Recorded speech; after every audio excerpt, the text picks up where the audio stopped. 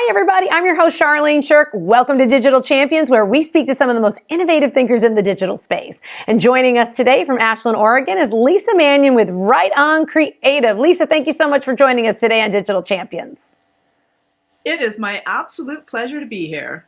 Now, normally we think right on, that's, R-I-G-H-T, but you are right, like write something. So talk to us a little bit about kind of the origin of that name and what you do over there. Absolutely. Well, it is about being right on in all contexts of the word, basically, or the words, I should say.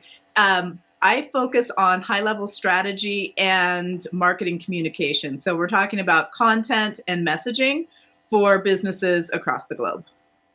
And what are you addressing with your clients to make them stand out from the other agencies? Absolutely. We focus on passion points and painting a picture of possibility as opposed to poking at pain points, which kind of flips the script and is a bit disruptive by design, because everything we do is values-based and aligns our clients with their big mission and helps them get way better results by having a clear strategy and a very clear message. Well, and you kind of said, let's turn that around, the pain points. Let's look at this as kind of a positive thing, which I love. But what are they coming to you that they need help with specifically? Yeah, mostly when people come my way, they're completely turned off by the pain point marketing. So they're very conscious business owners and entrepreneurs, and their big goal is to have everything energetically aligned and to make a big difference in the world. And what I've found is they're often disconnected when they're taught to poke at pain points as opposed to paint that picture of possibility by highlighting the passion points and showing what can happen once their product or service is experienced. And when you say passion point, can you break that down a little bit? Because you're absolutely right. That's the marketing trend now. Don't talk about yourself. Talk about your potential customer. Talk about what pain point they have and how you solve it. So how do you flip that script? Can you give us an example? Yeah, it's really a subtle shift, right? It's about meeting people where they are with empathy and understanding, as opposed to highlighting those pain points to make them feel worse about their position in business or where they are, right? So a passion point is more about reaching people where they are, and then within your solution piece, because I've pioneered the challenge, solution, and invitation framework to help people flip that script and focus on passion points. In the solution piece is where we paint that picture of possibility with passion points. So instead of focusing on lack and what's wrong or what's missing, we focus on the possibility. For example, when people work with me, I basically take the pain out of planning and the pain points out of marketing, so it works more seamlessly for them.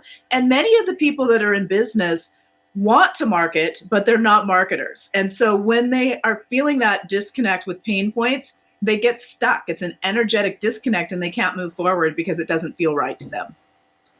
And so, Lisa, tell me, so many folks are kind of, hey, this is what I'm keeping my eye on right now. We're talking about AI and video, and loss of cookies and things, third-party data. But what's been interesting is we talk to folks like you. Each one is kind of focused on something different as it relates to their industry. What are you on the lookout in the next year to 2 years that you think is very important that other folks should be focused on? I think the importance of community, especially online, is growing, and I think it's vital to create your own platform when at all possible, because we don't have full control or ownership on the real estate of other platforms. For example, any of the social media platforms at any time can deplatform you.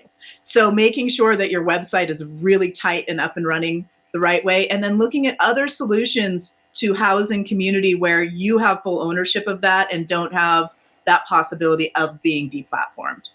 Do you mean like a podcast, for example? A podcast can be that. It could be something like another platform such as Mighty Networks that isn't on social media. It could also be investing in tech experts to create your own digital community on your website, whether that's a plugin or it's a specially customized and programmed platform. Completely up to you, and it depends on your strategy. But that's what I'm really trying to stress the importance of, because so many people will say, well, email doesn't work anymore. Well, the fact of the matter is it does. And it's super important to have your own platform and your own way to communicate. There are people out there that are advising people to build their business on a specific platform, say, for example, Facebook.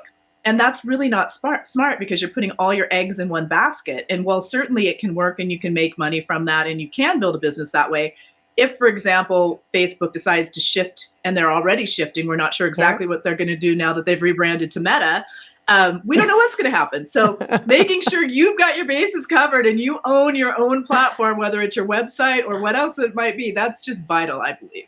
That is great advice. And we've actually interviewed a couple folks, to your point, who are designing platforms specific for folks to plug into their websites so they can see who their customer is and without depending on that third-party data. Well, Lisa, thank you so much for joining us today. We love you bringing up passion points. We talk about pain points all the time. We appreciate you so much for joining us today. Thank you. Oh, and so if you'd like to check out Lisa Manyon and what she's doing on it right on Creative, she's got a beautiful, fresh, great looking website. You should check it out. I love that passion points. And you can check that out on dailyadbrief.com. I'm your host, Charlene Shirk. Thank you so much for joining us for this episode of Digital Champions. And we look forward to learning something new with you next time.